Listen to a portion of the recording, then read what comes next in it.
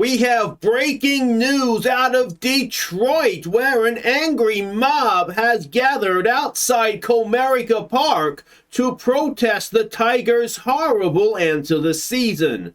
Now, we believe that GM Aussie Villain is about to address the angry mob.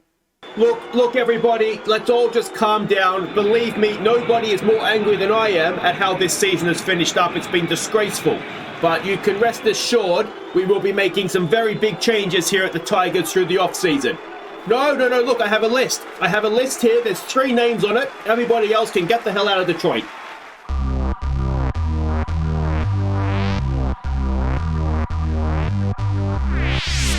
Hey guys, I'm Aussie Villain and welcome back to the Detroit Tigers for today's therapy session because our season is over. We have been disgustingly bad since I saw you last, and it's the final day of the regular season. If we lose today, we finish at 500, 81 and 81, and it's just not been good enough. We have made some changes already, but today's episode is pretty much just, as I said, a therapy session and making plans for next season. So, well, let's go you through how things did go horribly wrong for us. And we, of course, started here against the A's, which was a win, which was good. We then lost the next 2 of that series. San Antonio, we won 2 of 3 again, which is okay, but it's okay, I suppose, especially away from home. Then this is where things started to go very wrong. We had this series against the Yankees. We only won 1 of 2, and that 3, sorry, that was in extra inning as well. The loss we had here wasn't completely bad news. In the second, we had an Errol Vera grand slam.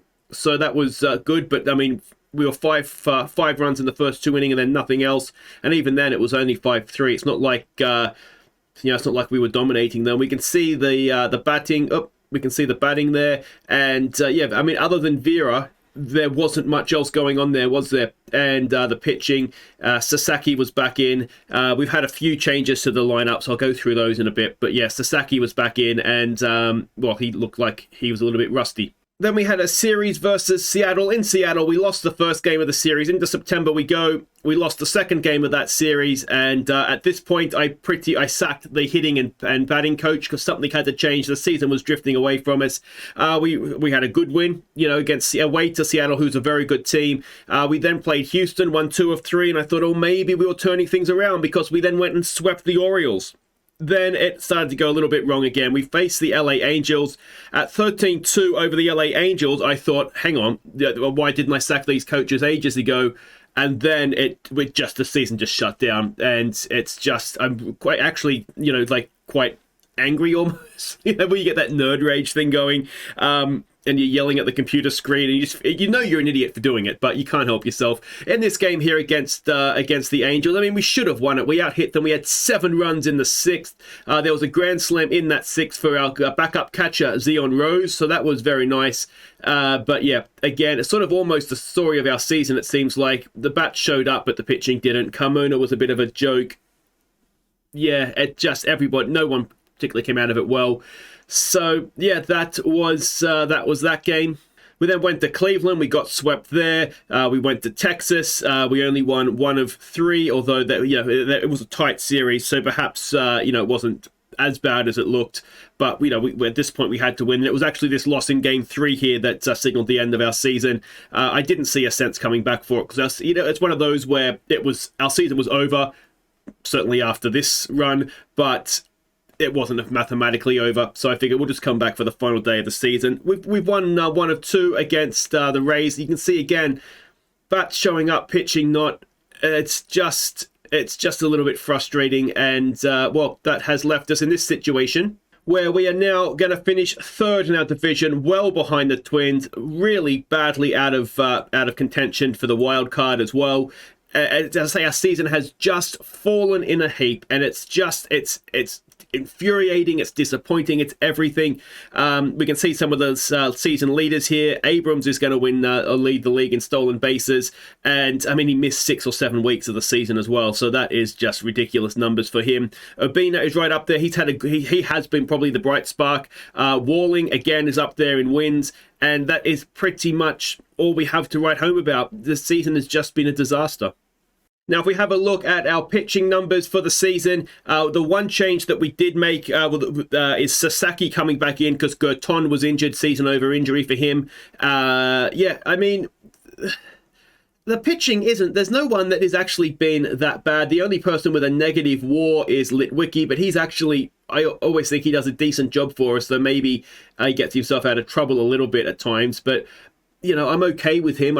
And he's the only one with a negative WAR. I don't actually know, and Bo Brisicki, but he's only come in because... why did he come in? I don't even remember why he's come in, to be honest. It doesn't matter at this point. Oh, you know, no, I don't know why. It doesn't matter. The person that came in with the expanded roster was this guy, Cesar Espinoza. Now, we'll have a quick look at him because he is one for next season for sure. We can see him here. Still a little bit of development to go, but I'm thinking this might be our new closer. Yeah, we'll go through who I think is going and staying momentarily, but yeah, he was a scouting discovery back in 2023, and he's ready. He is ready for Major League Baseball, and he can still get better. His career stats to date, you can see we sort of elevated him up through the system, and I mean, he went into AAA this year, and look at those numbers. Yes, only 9.2 innings, so maybe that's a little bit misleading, but yeah, I mean that. He's ready. He's just ready. And with the expanded roster, it seemed like a good opportunity to call him in. And he's only 23, so there is still a lot to come from him as well. And now for the hitters, there's no new names per se. We've had some people come back from injury. Abrams and Garcia have come back from injury. Aldana has dropped out, and Molino is on the injured list just now. So we're just using kind of Takazawa now as another outfielder. I mean, he can play anywhere, can Takazawa, and so we sort of got the two infielders that have come in. Yeah, I mean, Takazawa actually is one of those for next season. I wonder what do we do with him. He wasn't great this season, but he's managed to pull out, you know, a 250 batting average. He's a really good defensive player. But anyway, we'll have these discussions as we get to the game. And yeah, that is pretty much all we have to fill you in on, I believe. So let's get the therapy session underway, shall we? Let's check these lineups for the final game of the regular season against Tampa Bay. Prepare to be disappointed, Detroit, as tonight's starting lineup takes the field. At first base, it's Vladimir Jr. At second base, it's C.J. Abrams. At third base, it's Luis Garcia. The shortstop is Jose Lopez. In left field, it's Maizel Urbina. In center field, it's Troy Childers. In right field, it's Kyoto Takezawa. Designated hitter is Tony Smash. Behind the plate is Blake Hunt. And tonight's starting pitcher is Yordani Carmona.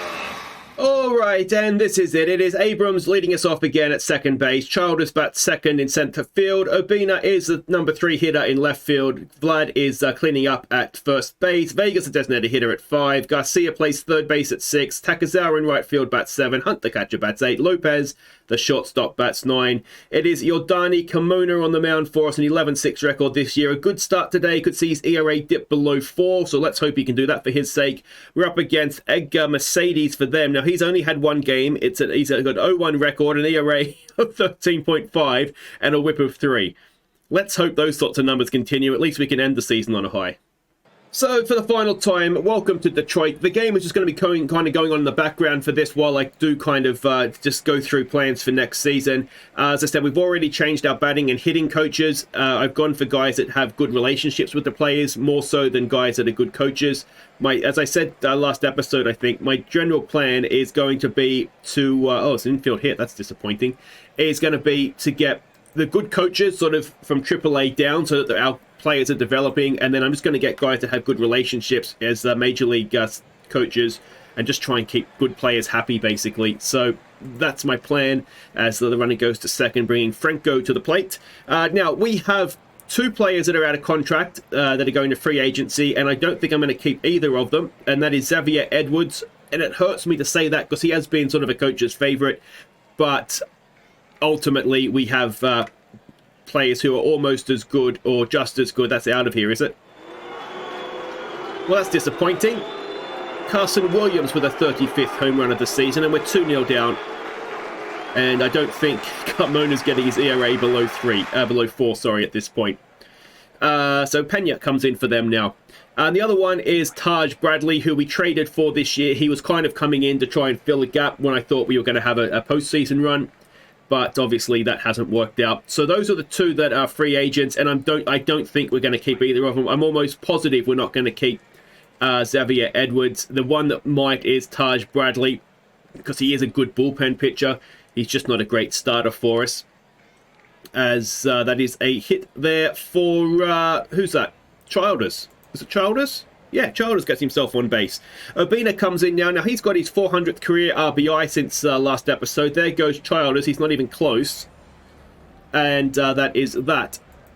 So 2 out, no one on now for Urbina. A 2-0 pitch. And Urbina has popped it up into right field. So yeah, I think those two are going. The other one that I think we're going to get rid of is the shortstop, Jose Lopez. This is almost certainly his last game for the club. I just don't feel like we get enough out of him. And if we look at sort of that team chemistry thing, he's listed as unmotivated. So I'm thinking, yeah, maybe as good as he is defensively, we can get other good defensive players and we might get a little bit more out of their bat. And even more so than that, they might just not be a problem. Jacob Amaya, who I'm sure we had at some point with a ground ball there to Lopez, and that ends the second. So yeah, I'm pretty sure they're leaving. Now, the guys that I definitely 100% want to keep, there's this man at the plate, Vlad Jr., although he's not been fantastic, truth be told, in the Tigers shirt so far. But let's get into next season and see how he goes. The other 3 that I want to keep, Urbina and Vera, I think are just no-brainers. They have to stay. And the other one is Childers, who has had, I think, a fairly good rookie season. He has tailed off a little bit. But that, I mean, it's almost to be expected, I suppose, as Garcia gets himself out at second. Sorry, out at first to end the second. The guys that I'm thinking we will likely keep, Tony Vega, there's a good catch at third from Garcia, who's another one I'm thinking we will likely keep, though hopefully not necessarily as a starting player, but as a bench player, as we hit one there. And the other one is Abrams at second base. I'm thinking we will probably keep him. Now, he is on $12 million a year, which is quite the salary, but we've seen he's an excellent base runner, and I just think he probably has a role to play for us still, as the Rays now have 1 out runners at the corners. And then I think everybody else is kind of up for grabs, to be honest, as we might get double play. We do to end the inning, so we get away with that. In terms of the pitching, I would like now that Dawson Coakley, he had another start and was terrible, as Takazawa gets a walk. Takazawa is one that I think we might keep as sort of a bench player.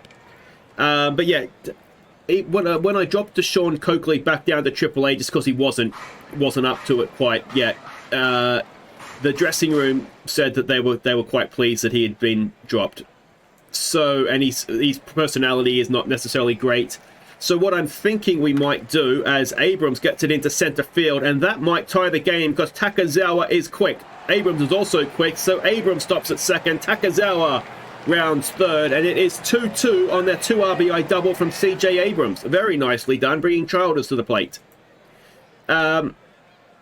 So I'm thinking what I might try and do, because he's obviously a very good pitcher. It's just for whatever reason he didn't hit the ground running this season. What I think I'm going to try and do is trade him for somebody of equal, I want equal quality, basically. So if we can do that, then I will do that just to get a problem out of the clubhouse. And then I'd like that guy to sort of be our number 1 starting pitcher. I still think a rotation of 1 plus Walling plus sort of number 2 and 3 and 4 and 5 starters of Eknes and Carmona. Carmona's not a number 1 starter. I put him up there because he was an all-star and his numbers were quite good at that point of the season. But I think as a 4 or 5 guy, I think Sasaki has not been good this year, but he was good in his rookie season. So I don't know if we give him another chance. And Gerton has been disappointing as we get another double play there. So yeah, Gerton's been disappointing this season. So if we could sort of upgrade Gerton for a number 1 guy, Walling, say Sasaki, Carmona, and Eknes. I don't think that's a terrible starting rotation as Vlad Jr. whips it back to the pitcher for 108. Oh, Junior's got his 400th career home run as well since last episode. And while we're doing career milestones, Tony Vega has got his 150th home run and his 400th career RBI. So, yeah, that pretty much wraps up. Oh, that's a good catch out there. Unlucky for Vega. So, yeah, that kind of wraps things up on that front for players that have hit milestones. But, oh, it's an error. But, yeah, so let me know what you guys think. I just don't know where to go here. I think we're going to replace Larud as manager. Again, it's another one of these. Now, that could give us the lead here. It's got through the infield, and going home is Luis Garcia. So it's an RBI single for Takezawa. He ends up at second on the throw home. And Blake Hunt now with 2 out and 1 at second with a chance to further extend the lead for us, and he watches strike 3. So yeah, that's kind of where I'm at with in terms of youngsters coming through. We do have, and I'll have to try and remember to show you what we do have, but we do have quite a few. This season, sort of almost from halfway through the season, I started to take over more the development of players and sort of putting players that I think could make it for us in the farm system where I want them. So we do have quite a few, as that is a throw to second to get the runner. Well done, Blake Hunt. So yeah, I just wonder if next season we look to use it as a building year, perhaps. I mean, I will always try and set a team up that I think can win, because that's just kind of how I am, I suppose. But we'll sort of set it up looking to make the playoffs, but maybe not necessarily expect to win the one that you ever expect to win the World Series, but you know what I mean. So I think what we're going to do is we're going to get a manager in again that has good relationships with the players. We'll sort of focus that over anything else, and yeah, maybe get some young players in. I'm not. The bullpen, I think, is fine. I really don't have. I mean, I know I complain about the bullpen, and I think the nature of the bullpen is that if you're winning a game and they come in and blow it for you, you get pissed off. But realistically, if they come in from behind and you come back, that is staying in, is it? Yeah. And you come back, you don't really think the bullpen did well necessarily. You kind of think, oh, well, they just did their job, and the hitters did well. But realistically, the bullpen has done their part. So it's kind of a bit like a goalkeeper in football. Is that leaving again? Williams has absolutely cracked that. And that ties the game again. 465 feet. That is huge. And will that do it for Carmona, I wonder? No, he'll stay in to face Pena. But yeah, so I don't think the bullpen is too much of an issue. One thing I am thinking, though, is Will Klein. We might look to move him on. Now, he's someone he might be a good trade. With arbitration, he's expected to, and we get to have a look at the youngster as well, which is good here. Espinoza coming in. His arbitration is expected, and there we go, 1 pitch out at second, and wonderful stuff. His arbitration is expected to be $13 million. Now, for a team like Detroit, that is a lot of money for a closer. I think he'd be probably our second or third highest paid player. He'd be behind Urbina and Vlad, but he might even be next. I'm trying to think. I don't know how much Walling's being paid, but he would be right up there. So that's too much, especially when we've got the likes of, say, an Espinoza, who I think can do the job. Indigo Diaz does a decent job for us as well. So I think there's other guys as, well, they had just walked the bases loaded here. And Takezawa, who is 1 for 1 today already, has a chance to give us a lead, and he strikes out. So it's going to be Blake Hunt to face the new man, Jamie Melendez. Hunt is 0 for 2, but he has a chance to blow this game wide open. It's an 0-2 pitch. Come on, Blake. He's done brilliantly behind the plate, throwing runners out at second. And that's exactly what's happened there as well. So we leave them loaded going into the 7th. It's still 3-3. And it is Espinoza to continue to Alex De Los Santos coming in for them. Let's see what this kid can do, though. The other bonus to this guy is that he's a left arm in the bullpen as well. As things stand right now, we only have DeJesus is the only left arm we have in the bullpen. So having him as well is definitely going to help. He's going to be in the bullpen somewhere next season. Just the role, I guess, is still up for grabs. So there's 2 down. We're down to about time to stretch. It's a 3-1 pitch. Almeida gets himself a walk. And in will come Rodriguez now, who's 0 for 2. Can we end the inning here? Yes, we can. So we will stretch, and you will vote for your MVP. Alright, so thank you for everybody who did nominate for our MVP this year. It is a little bit tougher this year because it's been a quite disappointing season, but we did end up with 4 players nominated, and so we have them in alphabetical order here. The first man is the unsung hero of the bullpen, without a doubt, Cesar De Jesus. He had a 6-2 record, 3 saves in there as well, an ERA of 2.95, 83 strikeouts, and a WAR of 1.6, which out of the bullpen, I don't think is too bad at all. The next man is Vladimir Guerrero Jr. Now, for us, he's got an average of 259, 9 home runs, 27 RBIs, and a .7 WAR. The next man is Mizel Urbina, who has really been good for us this year. An average of 303, 35 home runs, 114 RBIs, and a WAR of 5.6. And the final man is the very soothing presence of Arol Vera. He has a batting average of 283, 24 home runs, 104 RBIs, and a WAR of 4.1. Now, as ever, there'll be a link down top of the description below. Go and click on that. Vote for who you think has been our MVP this season, and we will announce the winner at next episode's end of season awards. All right, let's go see if we can finish this disaster on a high. Okay, so Xavier Edwards pinch hitting in what will likely be his last at bat as a Tiger, almost certainly. And he's going to face the new man on the mound, and he has popped it up into center field, and that will be 1 away. But yeah, let me know what you guys think you would be doing here. I just think that we almost just need a complete rebuild, and the thing is that I don't know whether we need a rebuild of the playing staff or the coaching staff, so we'll just do both. Just should we throw enough mud, something should stick at some point. There goes Abrams. Can he get another stolen base? Of course he can. And that's number 55 for the season for him now. So let's see if Childers can drive in a run. He has got it into left field, and it will be caught for 2 away. So in will come Urbina now. He's 0 for 3 today, but has he just... Oh, what a catch. And that is us being robbed of a 4-3 lead there. Espinosa will continue to Grisham. An 0-2 pitch. And that is popped up into left field, for Urbina. Excellent stuff. So yeah, I just...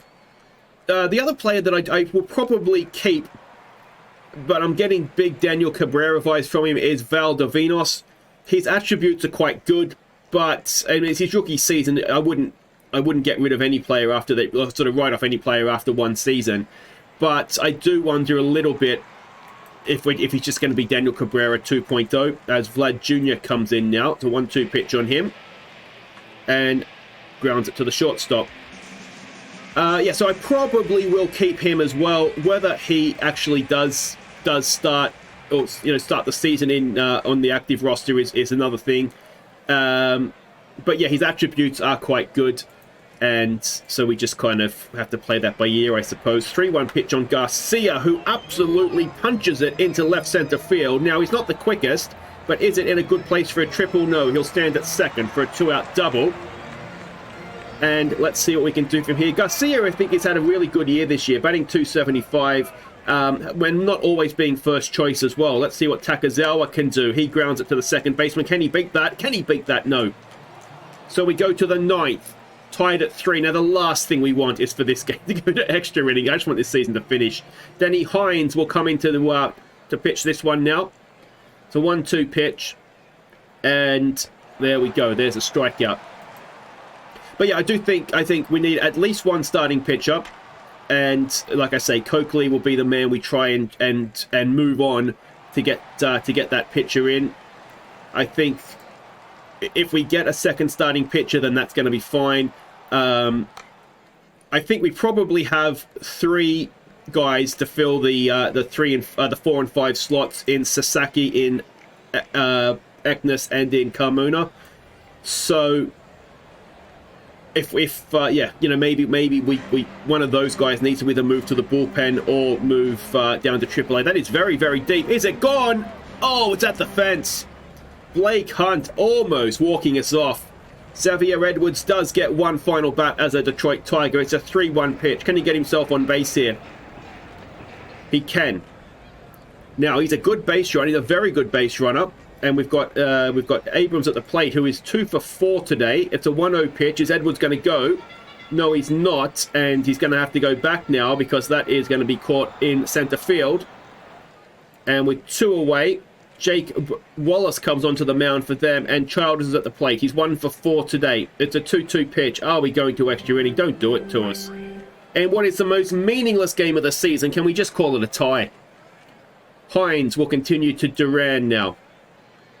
It's a 1-1 pitch. And that should be out. Easily done. I'm assuming Edwards is at shortstop. Or is Abrams gone to shortstop? Edwards to second. Amaya now. An 0-2 pitch. Denny Hines sits him down. 2 away. And we have Rodriguez up now, who is 0 for 3. I've got no idea how it's really going.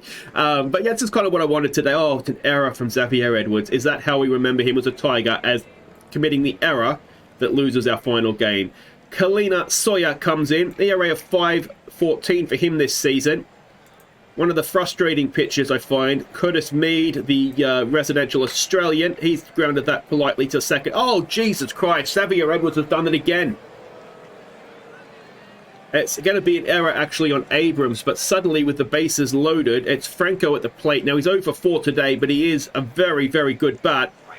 But Sawyer sits him down to end and leave the bases loaded. Holden Powell comes in. Oh, it's good to see the name again. Really, really miss Holden. Let's see what Urbina can do to him, though. It's a first pitch swing. We know Holden Powell was an absolute beast on the mound at Comerica Park. But Urbina, oh, for the second time, he's hit it well down that right-hand line, but has been caught. Vlad Jr. Now, these two, of course, would never have shared the clubhouse in Detroit. A 1-2 pitch. Holden Powell doing what we know he can do. So it's Tony Vega in now. 0 for 3 today. And Tony Vega gets it up the middle. Almost kills Holden Powell, it looks like. But it's a 2-out single, yeah. Now, unfortunately for us, we know that Tony Vega is the slowest man alive. It's going to bring Garcia to the plate. It's a 1-0 pitch. Luis Garcia has grounded it and will be out at first to send us to the 11th. And I just want this season to finish. Carson Williams comes in now. A full count on him. And that is a strikeout for 1 away. Sawyer to Pena now, who is 2 for 4. He is a 2-2 pitch. And that is a ground ball to Vladdy, who goes over to first to make it 2 away. Bringing in De Los Santos, who is 0 for 4. It's a full count. Can we keep the O? No, we do, but he walks. So the go-ahead run stands at first. Reese Olson will come on. We get to see the entire bullpen today, it looks like. Reese Olson finishes things off with a strikeout. And we'll go to the bottom of the 11th. And this is slightly ridiculous, isn't it? Because there is nothing riding on this game. Valdovinos comes in now to pinch hit. Batting .224 this season. And let's see what he can do. He has hit it well into... Oh, Jesus Christ, that right fielder can go away. Is that Williams? He's hit the home runs as well. Is he hit 1 or 2 home runs? I can't remember now. Anyway, Errol Vera comes in, pinch hitting. He was tied for this one, which is why he didn't start. And Errol Vera has sent it into center field to be caught. That is 2 away. And that will bring in Xavier Edwards, who gets one last final bat. Tiger. And he has sent it into center field. Is it going to get over their head? No. And that will send us to the 12th. In what is the most ridiculous waste of time in the history of professional baseball.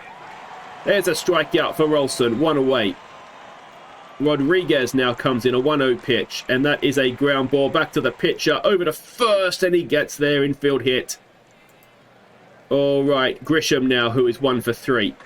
That is absolutely cracked into right field. It's off the fence, and that might give the lead of the game at will to the Rays as Grisham gets an RBI triple. I mean, I don't want to lose the game, but equally, I just want to finish. All right, Olsen to Mead. A 1-2 pitch on him. That is 2 away. Still with that man at third for Franco, who is 0 for 5. It's a 3-1 pitch, and there's a walk, bringing Williams to the plate, who has hit, indeed, 2 home runs, taken about 4 stunners in right field. And has that just killed the game? It has. a 3-run home run, a 3-home run day to end the season for Williams. And Reese Olson is not ending on a high. Litwicky will come in now. And, well, I mean, this is kind of the end of the season that we deserve, to be honest. It just sort of sums everything up. So much promise, and it just kind of all goes wrong when we don't need it to. I genuinely thought this season, when we got Vlad in, and you looked at that lineup of, you know, Vera, Urbina, Vlad, Vega, that I thought, oh, that we're going to win the World Series. I couldn't see a way that anyone could stop that, but here we are. We're going to play 500 on the dot. Final out of the season. It could be for Urbina. And he walks to just extend the agony that little bit longer, bringing Vlad Jr. in for one last time. He is 0 for 4. A 2-1 pitch. Vlad Jr. Oh, he gets it through. Just finish the season, guys. 2 on and 2 out now for Vega to face Fernandez. It's a 1-1 pitch. Tony Vega. He couldn't, could he? No, he couldn't. And there we go. Season over. We play 500. And we had to waste our time playing an extra 3 inning as well. Alright, then we're not going to waste time looking at the table because it's just depressing for everybody. To give you an idea of who we have coming through, you can see there is a lot of talent all of a sudden coming through our farm system. So we want to try and give players here a go as much as possible. I think Aldana will feature next season, even if it is just sort of as a defensive bench player. Edmilson Fernandez is just about ready. As I say, Deshaun Coakley, we're going to try and trade him. He's looking a little bit injury prone as well, actually. But we'll try and trade him for some quality to get in. We've also got this guy who did really, really well playing high A this year. Probably too soon next season, but, you know, he's around. We've got another pitcher here who is almost ready.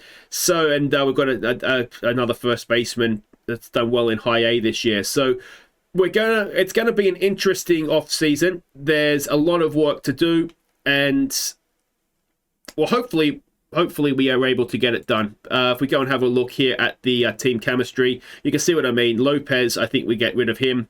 The manager will be going. He's just got bad relationships with with almost the entire pitching staff. So we'll try and get that fixed for next season. If you have any suggestions, any ideas, believe me, I am all ears. But that will do it for today. It's been an entirely depressing season. But we'll be back, hopefully stronger next time around. Next episode, we'll have, of course, our end of season awards. Don't forget to go and vote for your MVP. And we'll work our way through the winter. It could be a long episode. It could even be split into 2 episodes. But we're going to try very hard to get things right for next season. Until then, take care.